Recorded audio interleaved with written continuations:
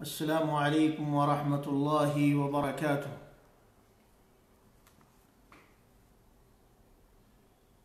الحمدللہ رب العالمین والصلاة والسلام علی سید الانبیاء والمرسلین نبینا محمد وعلی آلہ وصحبہ اجمعین ومن تبعہم بإحسان الی یوم الدین، اما بعد۔ تمام قسم کے حمد و ثنا، بڑائی اور بزرگی اس اللہ رب العالمین کے لیے ہے جس نے ہم آپ کو آج کا یہ دن نصیب کیا کہ جس کے اندر ہم لوگ قرآن و سنت کی تعلیمات کو حاصل کرنے کے لیے فیس بک کے اوپر لائیو سے دعا ہے کہ رب ذوالجلال ہمیں توفیق نصیب فرمائے کہ ہم خود بھی قرآن و سنت کی باتیں سیکھیں اور سیکھ کر اس کے مطابق اپنا عقیدہ اور عمل بنائیں، اور لوگوں تک بھی قرآن و سنت کی دعوت اور قرآن و سنت کے احکام کو پہنچانے کی فکر کریں۔ سے مسلسل درس کا سلسلہ منقطع رہا کچھ وجوہات کی بنیاد پر، لیکن اللہ رب العالمین کی توفیق ہوئی اور آج کا یہ موقع ملا کہ ہمارا وہ موضوع جس کا پہلا پارٹ ہم نے آپ کے سامنے پیش کیا تھا اور موضوع اہم تھا، آپ لوگوں نے پہلے پارٹ کو سنا کہ منکرین حدیث اور ان کی تباہ کاریاں، اس سے متعلق کچھ ایسی باتیں آپ کے سامنے رکھی گئی تھیں جس سے اس بات کا اندازہ ہو گیا تھا اور امید ہے کہ آپ کو ہو چلا ہوگا کہ انکار حدیث کا فتنہ یہ بہت بڑا فتنہ ہے، اور یہی وہ فتنہ ہے جسے ہر دور کے باطل، گمراہ افکار و نظریے، ہر دور کے اندر دین کے اندر اپنی منمانی کرنے والوں نے مختلف انداز سے دین کے اوپر، شریعت کے اوپر الغار کرنے کی کوشش کی، شریعت کے بڑے حصے کو ملیا میٹ کرنے کی ناپاک کوششیں کی، لیکن ہر دور کے اندر اللہ رب العالمین نے علماء حق، علماء ربانیین کا ایک جمع غفیر تیار کیا، اور اللہ کے فضل و کرم سے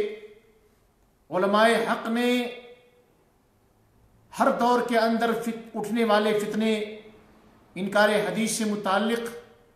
منکرین حدیث سے متعلق، اس کا وقت پر انہوں نے نوٹس لیا اور دندہ شکن جواب دیا، لیکن ہر تھوڑے وقفے کے بعد یہ فتنہ کہیں نہ کہیں کسی نہ کسی مختلف نام سے، مختلف انداز سے معاشرے کے اندر یہ اپنا سر اٹھاتا ہے اور اٹھانے کی کوشش کرتا ہے۔ موجودہ وقت میں بھی مختلف ان کا ٹارگٹ اور ان کا مقصد لوگوں کو نبی اکرم صلی اللہ علیہ وسلم کی احادیث مبارکہ اور آپ صلی اللہ علیہ وسلم کی سنت مطہرہ سے دور کرنا ہے، لہذا لوگوں نے مختلف انداز سے مشن قائم کر رکھا ہے۔ اللہ رب العالمین ان کے شر اور فتنوں سے امت کو محفوظ فرمائے۔ بہرحال بات چل پڑی تھی پہلے سلسلے کے اندر، پہلی کڑی کے اندر، کہ یہ فتنہ بڑا خطرناک ہے، اور اس کے فتنے کو سمجھنے کے لیے معمول عقل والا بھی اگر تھوڑا سا زور لگائے تو سمجھ سکتا ہے۔ دیکھیے، ہمارا یہ ماننا ہے کہ قرآن و سنت، قرآن اور حدیث یہ دونوں لازم اور ملزوم ہیں، دونوں کو استدلال کے لیے اور جو ہے اپنا جس طریقے سے قرآن سے ہم اپنا عقیدہ اور اپنی عبادات اور احکام کو حاصل کرتے ہیں، ٹھیک اسی طریقے سے نبی اکرم صلی اللہ علیہ وسلم کی سنت اور آپ صلی اللہ علیہ وسلم کی احادیث مبارکہ سے ہم اپنے عقائد اور اپنے، لہذا دونوں کے درمیان، معذرت کے ساتھ شاید نیٹ کی پریشانی یا کسی وجہ سے پروگرام جو ہے ڈسکنیکٹ ہو کے پھر کنیکٹ ہو رہا ہے، بہرحال اللہ تعالیٰ مدد فرمائے۔ تو میں کہہ یہ رہا تھا کہ دلائل کے اعتبار سے قرآن اور سنت میں کوئی تفریق نہیں کی جاتی ہے، احکام کو لینے کے اعتبار سے قرآن و سنت کے درمیان کوئی تفریق نہیں کی جاتی، قرآن و سنت دونوں یہ ہمارے اصل مصادر اور اصل ہمارے مآخذ ہیں، لہذا ان کے درمیان جو لوگ فرق کرتے ہیں کہ قرآن سے جو چیزیں ثابت ہیں اسے ہم قبول کریں گے، ہمیں حدیث کی ضرورت نہیں، سنت کی ضرورت نہیں، دراصل وہ قرآن کو بھی ٹھکرانے والے ہیں۔ اسی کی میں وضاحت کرنا چاہتا ہوں آج کے اس درس کے اندر۔ دیکھیے، میں نے کہا تھا پہلے درس کے اندر مختصراً کہ ایسے لوگوں کو جو یہ کہتے ہیں کہ ہمارے لیے قرآن کافی ہے، اللہ کی کتاب قرآن کافی ہے، ہمیں سنت کی ضرورت نہیں ہے، تو ان کے لیے، عام لوگوں کے لیے بات ہے کہ وہ ان سے کہیں ٹھیک ہے بھئی ہم اس کو ماننے کے لیے تیار ہیں، لیکن آپ سمجھا دیجئے کہ اللہ رب العالمین نے اپنی کتاب قرآن میں ہمیں حکم دیا ہے، بہت سی چیزوں سے متعلق احکام موجود ہیں، جیسے نماز قائم کریں، روزہ رکھیں، زکوٰۃ کی ادائیگی کریں، لیکن قرآن کے اندر نماز کی کیفیت کیا ہے، آپ نماز کے اوقات کون سے ہیں، وہ 5 اوقات،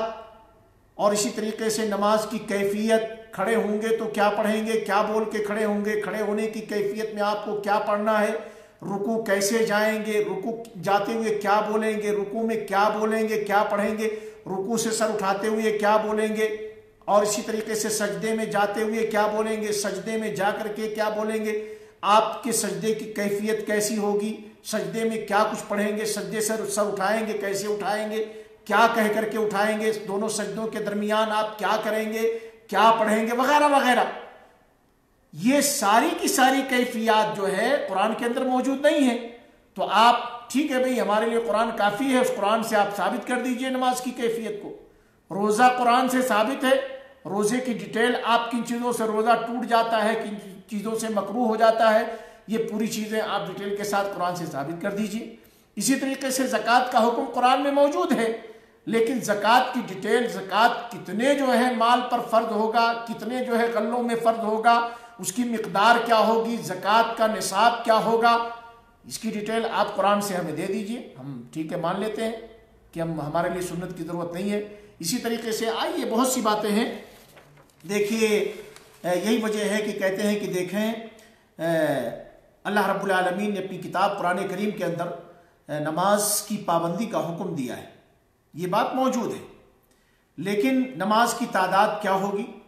نماز کے اوقات کیا ہوں گے، نمازوں کی شرطیں کیا ہیں، نماز کو باطل کرنے والی چیزیں کیا ہیں، اس کا ذکر قرآن میں نہیں ہے، اس کی ڈیٹیل نہیں ہے۔ قرآن میں اللہ نے زکوٰۃ کو فرض قرار دیا ہے، لیکن زکوٰۃ اس کی ڈیٹیل نہیں موجود ہے۔ بہرحال اسی طریقے سے آپ دیکھیں قرآن کریم کے اندر چور اگر چوری کرے تو چور کے ہاتھ کاٹنے کا حکم ہے، جیسا کہ سورہ مائدہ کی آیت نمبر 38 کے اندر اللہ رب العالمین نے فرمایا ہے وَالسَّارِقُ وَالسَّارِقَةُ فَاقْطَعُوا أَيْدِيَهُمَا جَزَاءً بِمَا كَسَبَا نَكَالًا مِّنَ اللَّهِ وَاللَّهُ عَزِيزٌ حَكِيمٌ۔ چور چاہے مرد ہو چاہے عورت، دونوں کے ہاتھ ان کے جرم کی پاداش میں کاٹ دیے جائیں، دونوں کے ہاتھ کاٹو، ان کے اپنے اعمال کی بنیاد پر، ان کا جرم ایسا ہے، اللہ کی جانب سے ان کے لیے رسوائی ہے، اور اللہ غلبے والا، حکمت والا ہے۔ اب سوال یہ ہے کہ بھئی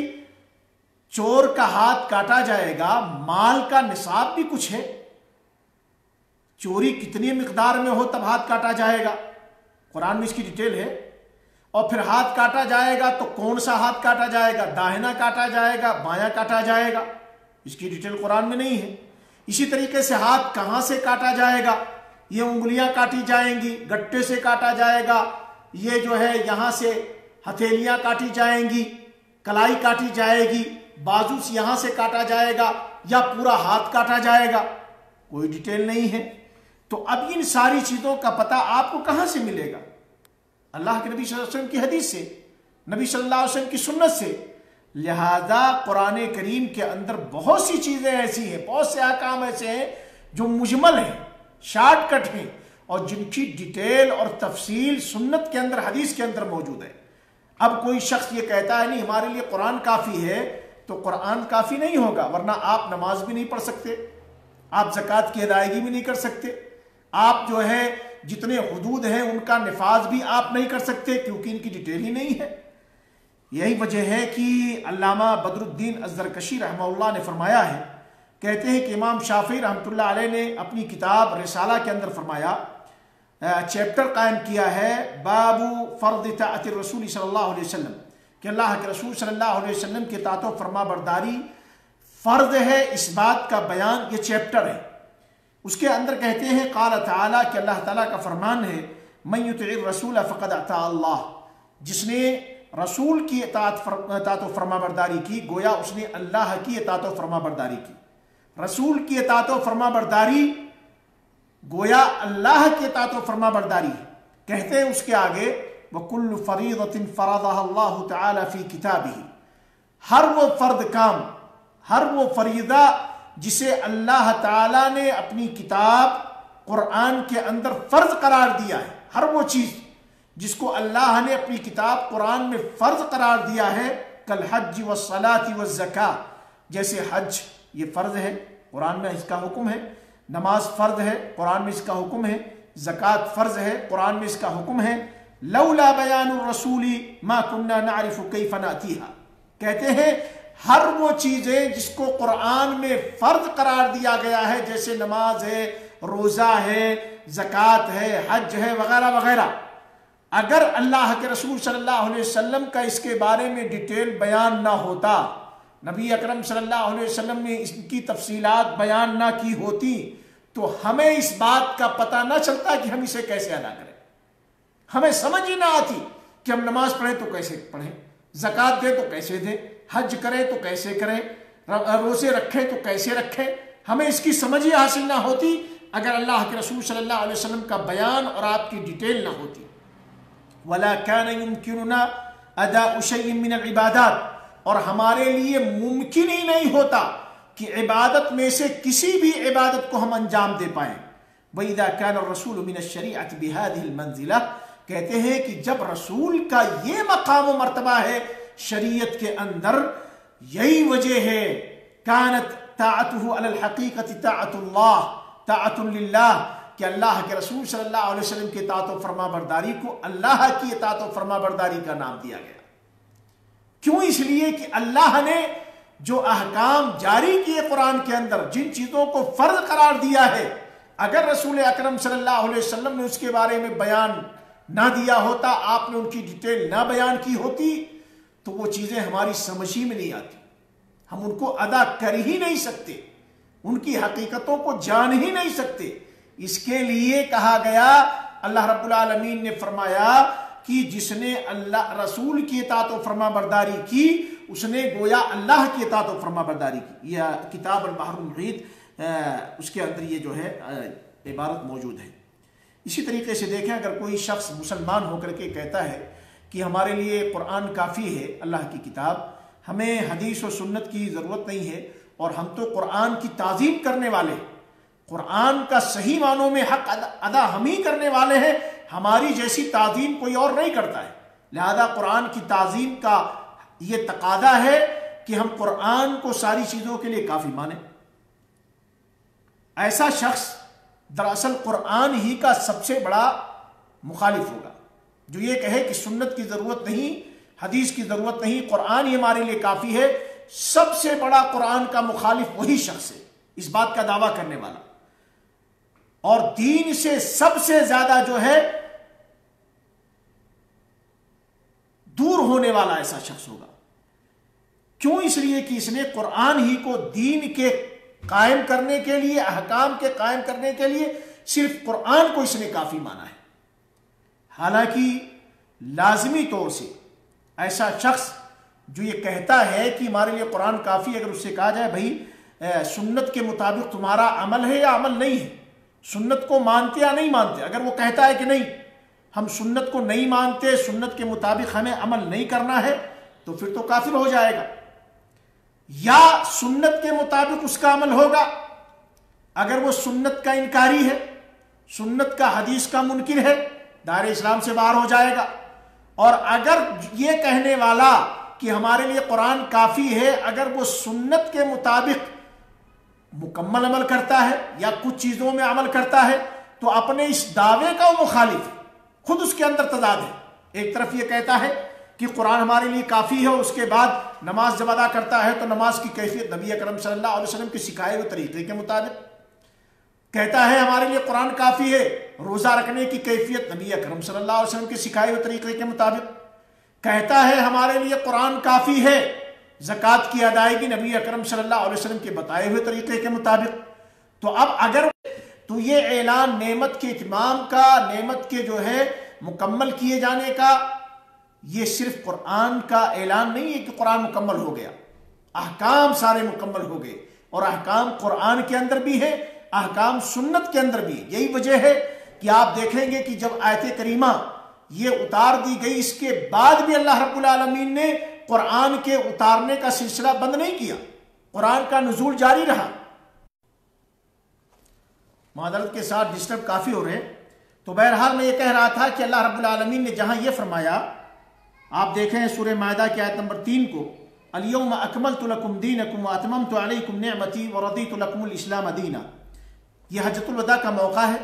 اللہ کے نبی صلی اللہ علیہ وسلم کے اوپر اللہ رب العالمین نے اس آیت کریمہ کو اتار کر کے اعلان کروا دیا کہ آج کے دن میں نے تمہارے لیے تمہارے دین کو مکمل کر دیا، واتممت علیکم نعمتی، تمہارے اوپر اپنی نعمت کو نچھاور کر دیا، اور تمہارے لیے بحیثیت دین کے اسلام کو ہم نے چن لیا۔ یہ آیت کریمہ جب اتاری گئی، اس کے بارے میں بدر الدین زرکشی رحمہ اللہ کہتے ہیں کہ اللہ رب العالمین کا یہ فرمان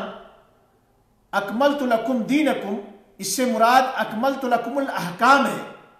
یعنی احکام کو میں نے تمہارے لیے مکمل کر دیا، قرآن کو مکمل کیا یہ مراد نہیں ہے۔ کیوں؟ اس لیے کہ اس آیت کریمہ کے اتارے جانے کے بعد بھی اللہ رب العالمین نے متعدد آیات کو نازل فرمایا ہے،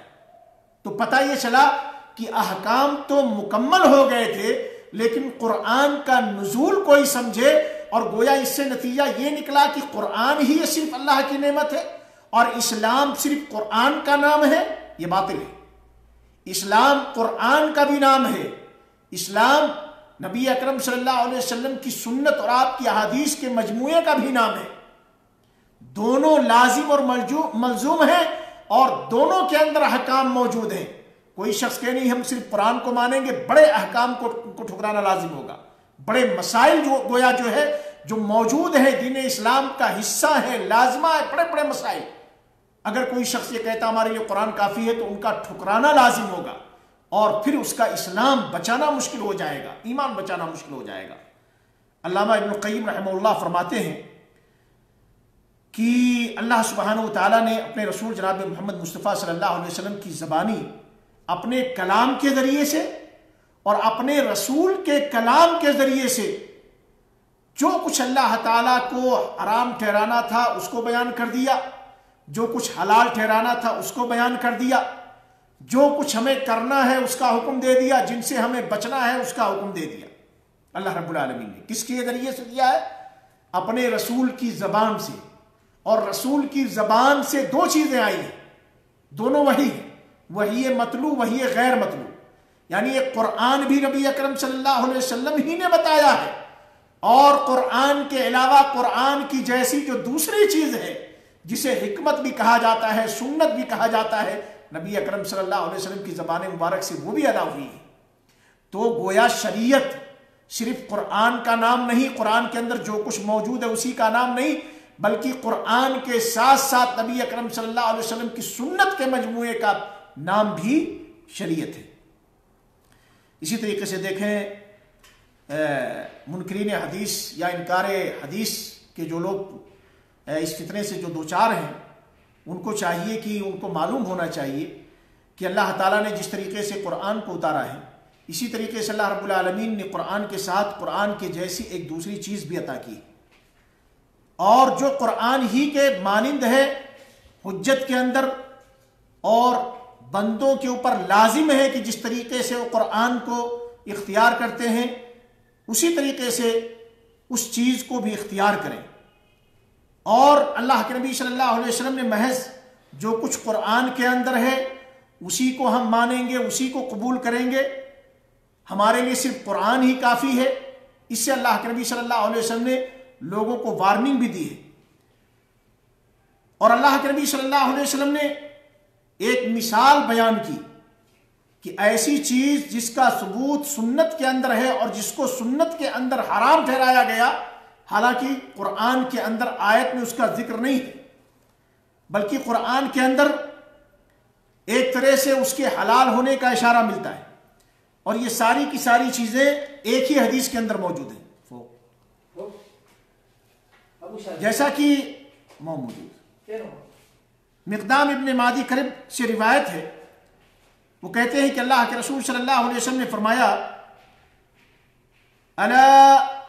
انی اوتیت الکتاب ومثلہ معہ، یہ مثال ہے کہ دیکھیں قرآن ہی ہمارے لیے کافی نہیں ہے، بلکہ قرآن کے ساتھ ساتھ اللہ رب العالمین نے ایک اور چیز بھی اتاری ہے۔ نبی اکرم صلی اللہ علیہ وسلم کو قرآن دیا، قرآن کے جیسی ایک اور چیز بھی عطا کی، اور کچھ احکام ایسے ہیں کہ جن کا قرآن کے اندر ذکر نہیں، بلکہ اشارتاً یہ پتہ چلتا ہے کہ وہ چیز حلال ہے، حالانکہ سنت کے ذریعے سے پتہ چلتا ہے کہ وہ چیز حلال نہیں، حرام ہے۔ گویا اسپیشل حکم کہاں ملتا ہے؟ سنت کے اندر، حدیث کے اندر، قرآن میں اس کا ذکر نہیں۔ وہ مثال ذکر کرتے ہیں، روایت ہے، یہ ابو داؤد کی، علامہ البانی رحمہ اللہ نے اس روایت کو صحیح قرار دیا ہے، صحیح ابو داؤد کے اندر حدیث نمبر 4604 کے اندر۔ حدیث کے راوی مقدام ابن معدی کرب ہے، کہتے ہیں کہ اللہ کے رسول صلی اللہ علیہ وسلم نے فرمایا الا انی اوتیت الکتاب ومثلہ معہ، لوگوں یاد رکھو، غور سے سنو کہ مجھے کتاب دیا گیا ہے، یعنی قرآن دیا گیا، اور قرآن کے جیسی اور بھی ایک چیز، قرآن کے مانند ایک چیز اور دی گئی ہے۔ الا یوشک رجل شبعان علی اریکتہ یقول، ہو سکتا ہے آگے چل کر کے یہ ماحول بنے کہ کوئی شخص آسودہ حال، بھرا پیٹ، خوشحال، اپنے گاؤں تکیے پر بیٹھا ہوا کہے، کیا کہے؟ یقول علیکم بہذا القرآن، کہ لوگوں سنو، تمہارے لیے لازم ہے کہ تم اس قرآن کو اختیار کرو، اس قرآن کو مانو، علیکم بہذا القرآن، اس قرآن کو ماننا تمہارے اوپر لازم ہے، فما وجدتم فیہ من حلال فاحلوہ، اس قرآن کے اندر تمہیں جو چیزیں حلال ملے اسے حلال جانو، وما وجدتم فیہ من حرام فحرموہ، اور اس قرآن کے اندر جو کچھ تمہیں حرام ملے اسے حرام جانو۔ الا، اللہ کے نبی صلی اللہ علیہ وسلم فرماتے ہیں الا، کان کھول کر سنیے، غور سے سنیے، لا یحل لکم، لا یحل لکم، تمہارے لیے حلال نہیں، لحم الحمار الاہلی، پالتو گدھے کا گوشت تمہارے لیے حلال نہیں ہے۔ قرآن میں اللہ رب العالمین نے پالتو گدھے کا گوشت حرام نہیں ٹھہرایا، بلکہ اشارے سے پتہ چلتا ہے کہ یہ حلال ہے،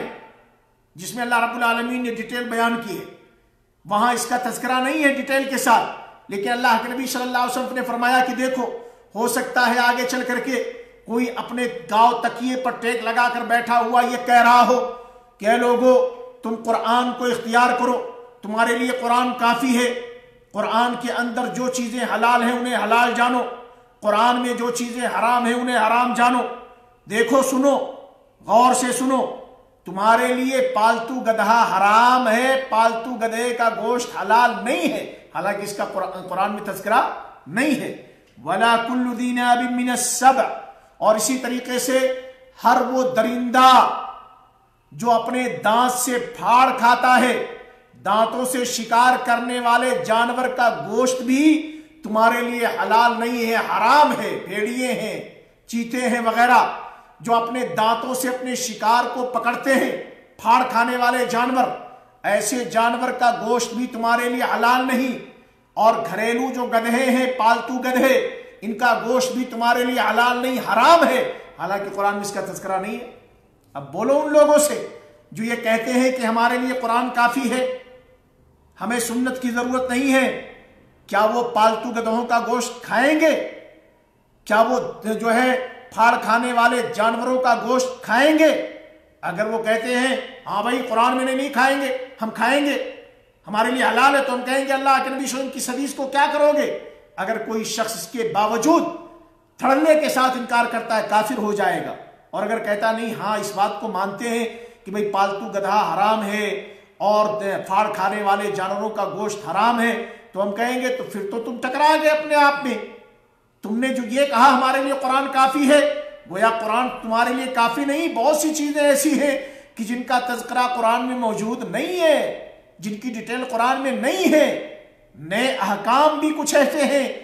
کہ قرآن میں ان کا بیان نہیں، اللہ کے نبی صلی اللہ علیہ وسلم نے اس کے بیان کو ذکر کیا ہے، اس کی ڈیٹیل کو نبی اکرم صلی اللہ علیہ وسلم نے بیان کیا ہے۔ بہرحال اسی طریقے سے دیکھیں، یہی وہ چیز ہے کہ جس کو صحابہ کرام نے سمجھا کہ اللہ کا دین ہے۔ گویا قرآن بھی، قرآن کے ساتھ نبی اکرم صلی اللہ علیہ وسلم کی سنت بھی،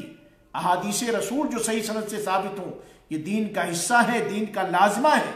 دونوں میں امتیاز نہ کریں، دونوں میں فرق نہ کریں، ایک کو قبول کریں گے دوسرے کو ٹھکرائیں گے، دونوں کا ٹھکرانا لازم ہوگا، دونوں کا انکار لازم ہوگا۔ عبداللہ رضی اللہ تعالیٰ عنہ سے مروی ہے، کہتے ہیں کہ لعن اللہ الواشمات والمستوشمات والمتنمصات والمتفلجات للحسن المغیرات خلق اللہ،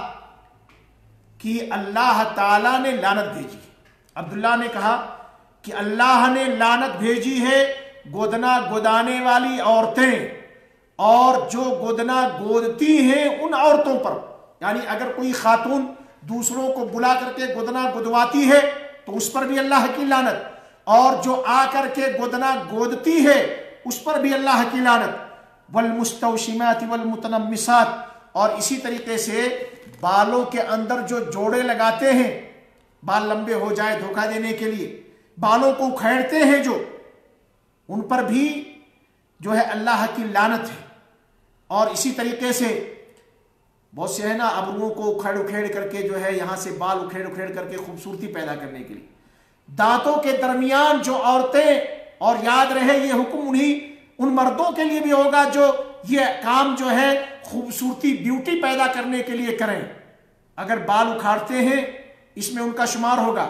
اسی طریقے سے دانتوں کے درمیان فاصلہ کرواتے ہیں بیوٹی کے لیے، خوبصورتی کے لیے، تو ایسے لوگوں پر اللہ کی لعنت ہے، ایسی خواتین پر اللہ کی لعنت ہے جو حسن اور خوبصورتی کے لیے ایسا کام کریں۔ یہ اللہ کی خلقت، اللہ کی بناوٹ کو تبدیل کرنے والی ہیں۔ یہ بات فبلغ ذلك امرأة من بنی اسد، بنی اسد کی ایک خاتون تھی، ان کو یہ بات پہنچی، یقال لها ام یعقوب، اس خاتون کو ام یعقوب کے نام سے جانا جاتا تھا۔ ام یعقوب کو یہ بات پہنچی کہ عبداللہ اس طریقے کی روایت بیان کرتے ہیں، اس طریقے سے حکم لگاتے ہیں کہ اللہ نے لعنت بھیجی ہے ایسی عورتوں پر جو گودنا گودوائیں یا گودنا گودیں یا جو بالوں کو اکھاڑیں یا اسی طریقے سے جو ہے جوڑے لگائیں یا اسی طریقے سے جو دانتوں کے درمیان فاصلے کریں۔ فجاءت، یہ خاتون جب ان کو یہ بات پہنچی تو یہ چل کر کے آئی، فقالت، عبداللہ کے پاس پہنچی، آ کر کہنے لگی انہو بلغنی انک لعنت کیت و کیت، مجھے بات پہنچی ہے کہ آپ نے فلاں اور فلاں ایسے اور ایسے لوگوں پر لعنت بھیجی ہے۔ فقال، ہاں، انہوں نے سن کر کے عبداللہ نے کہا کہ ہاں وما لی لا العن من لعن رسول اللہ صلی اللہ علیہ وسلم ومن هو فی کتاب اللہ، ہاں میں نے لعنت بھیجی ہے، اور بھلا میں ان لوگوں پر لعنت کیوں نہ بھیجوں کہ جن پر اللہ کے رسول صلی اللہ علیہ وسلم نے لعنت بھیجی ہے اور جو ملعون ہے اللہ کی کتاب میں۔ فقالت، یہ سن کر کے وہ خاتون ام یعقوب کہنے لگی لقد قرأت ما بین اللوحین فما وجدت فیہ ما تقول، ارے میں نے قرآن دونوں دفتیوں کے درمیان جو کچھ ہے میں نے مکمل قرآن کو پڑھا ہے، لیکن جو آپ کہہ رہے ہیں میں نے اس کو تو اس میں نہیں پایا، یہ بات تو قرآن میں کہیں نہیں لکھا ہے، یہ بات قرآن میں کہیں موجود ہی نہیں، میں نے پورے مکمل قرآن کو پڑھا ہے۔ قال لئن كنت قرأتیہ لقد وجدتیہ، عبداللہ یہ سن کر کے کہنے لگے کہ اگر آپ نے واقعی قرآن کو پڑھا ہوتا تو آپ نے یہ حکم ضرور پایا ہوتا۔ اما قرأتی، کیا آپ نے نہیں پڑھا اللہ رب العالمین کا یہ فرمان وما آتاکم الرسول فخذوہ وما نہاکم عنہ فانتہوا، سورہ حشر کی آیت نمبر 7، کہ اور رسول تمہیں جو کچھ دے اسے لے لو، اور رسول جن چیزوں سے روکیں ان سے رک جاؤ۔ قالت بلا، وہ خاتون ام یعقوب کہنے لگی ہاں بے شک، اس کو تو میں نے پڑھا، یہ آیت تو اللہ کی کتاب قرآن میں موجود ہے، میں نے اس کو پڑھا ہے، قال فإنه قد نهى